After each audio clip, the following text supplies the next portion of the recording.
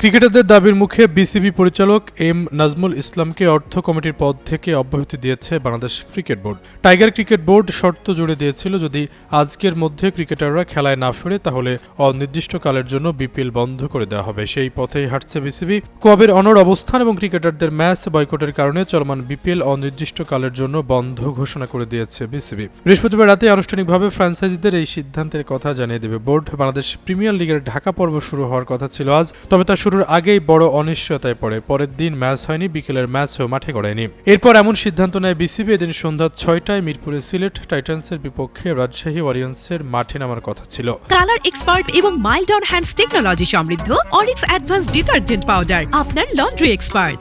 দুপুরে নোয়াখালী এক্সপ্রেস ও চট্টগ্রাম রয়্যালসের ম্যাচটিও একই কারণে অনুষ্ঠিত হয়নি।